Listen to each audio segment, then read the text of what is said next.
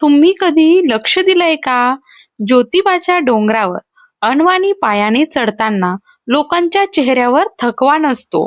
उलट डोळ्यात अश्रू असतात आणि ओठांवर एकच शब्द, ज्योतिबाच्या नावानं चांग भलं. का बरं लोक स्वतःहून एवढा त्रास सहन करतात? का सलग 5 रविवार लोक डोंगर चढतात? ही फक्त परंपरा आहे की त्यामागे अशी शक्ती आहे जी नवस पूर्ण करते?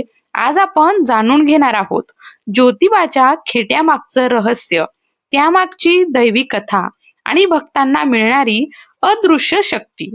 कदाचित तुम्हीही आयुष्यात एखाद्या अडचणीत असाल, कदाचित मनात एखादा नवस दडलेला असेल, तर हा व्हिडिओ शेवटपर्यंत नक्की पहा.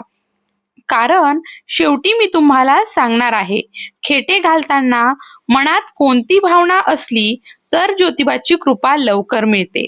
महाराष्ट्राच्या असंख्य भाविकांच्या श्रद्धेचा केंद्रबिंदू असलेलं दैवत, दख्खनचा राजा ज्योतिबा, कोल्हापूरच्या उत्तरेकडील डोंगर रांगेत वसलेलं वाडी रत्नागिरीचं हे देवस्थान म्हणजे भक्तांसाठी केवळ मंदिर नाही, तर ती आहे श्रद्धेची शाळा, तपाची जागा आणि देवाशी थेट संवाद साधण्याचं स्थान. पण मंडळी, या देवस्थानाशी एक परंपरा घट्ट जोडलेली आहे, ती म्हणजे खेटे घालणं. तुम्ही अनेकदा ऐकलं असेल, मी ज्योतिबाला 5 रविवार खेटे घातले, नवस फेडायला आम्ही चालत डोंगर चढलो. पण हा खेटे घालण्याचा नेमका अर्थ काय? का लोक एवढ्या श्रद्धेने अनवाणी पायाने डोंगर चढतात? यामागे नेमकी कोणती कथा, कोणता इतिहास, कोणती आध्यात्मिक भावना दडलेली आहे? चला तर भक्तांनो, आज आपण या संपूर्ण प्रवासात शिरूया. ज्योतिबाचा अवतार म्हणजे तेजस्वी दैवशक्ती. पुराणात सांगितलं जातं की ज्योतिबा ही एका देवाची मूर्ती नसून ती आहे त्रिमूर्तींचं एकत्र तेज, विष्णूचं पालन, ब्रह्माचं सृजन आणि महेशाचं संहार रूप. या तिन्ही शक्तींचा संगम म्हणजेच ज्योतिबा. मात्र लोकपरंपरेत त्यांना केदारनाथाचं म्हणजेच शिवतत्वाचं रूप मानलं जातं. काळ असा होता की कोल्हापूर परिसरात रत्नासूर आणि रक्तभोज या राक्षसांनी भय माजवलं होतं. भक्तांची पीडा वाढली, धर्म डळमळला. तेव्हा महालक्ष्मी देवीने हाक दिली, हे केदारनाथ, या भूमीचं रक्षण करा. त्या हाकेला प्रतिसाद देत हिमालयातून शिवशक्ती कोल्हापूरला अवतरली. दैवी तेजाच्या ज्योतीसारखं ते रूप प्रकट झालं आणि म्हणून त्यांना म्हणू लागले ज्योती प्लस बा म्हणजेच ज्योतिबा. त्यांनी अधर्माचा नाश केला, राक्षसांचा संहार केला आणि ही भूमी पुन्हा भक्तांसाठी पवित्र केली. खेटे म्हणजे काय? आता येतो मुख्य भाग. खेटे घालणं म्हणजे रविवारी अनवाणी पायाने श्रद्धेने ज्योतिबाच्या डोंगरावर चढत जाणं किंवा मंदिराभोवती प्रदक्षिणा करणं. हे फक्त चालणं नाही, ही आहे देवासाठी केलेली शारीरिक साधना. अनेक भक्त सलग 5 रविवार हा नियम पाळतात. काही जण कोल्हापूर शहरातून चालत येतात, काही पंचगंगा नदीकाठी स्नान करून मग चढाई करतात. पायाखाली दगड, चढ उंच, दम लागतो, पण मनामध्ये फक्त एकच आधार, ज्योतिबा माझ्या सोबत आहे. रविवारीच का? लोककथेनुसार ज्योतिबाने रत्नासुराचा वध रविवारी केला.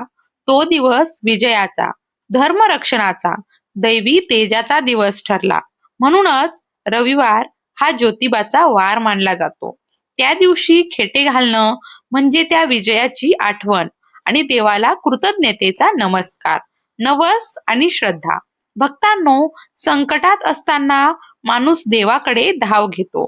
माझं काम झालं तर मी 5 रविवार खेटे घालेन, अशी मनोमन प्रतिज्ञा केली जाते. इच्छा पूर्ण झाली की तो नवस फेडला जातो. अनवाणी पायाने चालणं म्हणजे अहंकाराचा त्याग. देवासाठी कष्ट करणं म्हणजे मन शुद्ध करणं. हा प्रवास बाहेरचा नसतो, तो आतल्या मनापर्यंत पोहोचतो. चैत्र पौर्णिमा आणि सासन काठ्या चैत्र पौर्णिमेला तर डोंगरावर वेगळंच दैवी वातावरण असतं.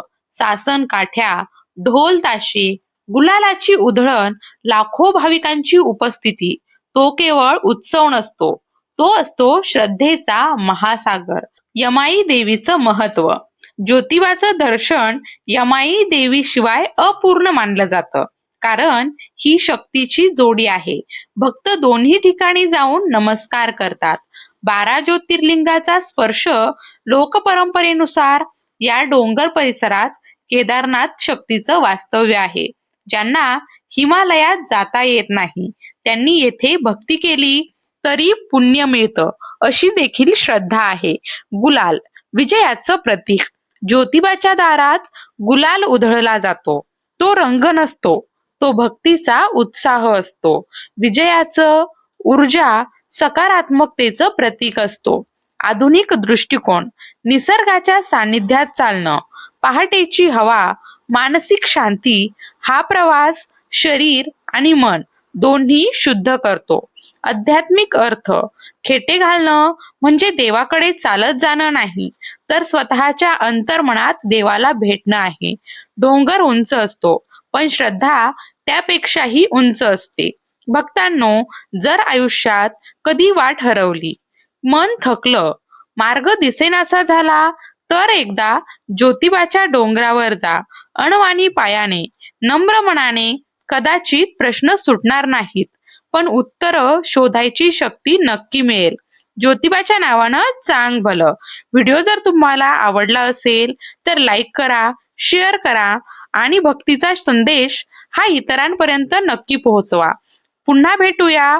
तोपर्यंत श्रद्धा ठेवा, विश्वास ठेवा आणि कमेंटमध्ये ज्योतिबाच्या नावानं चांग भलं लिहायला विसरू नका.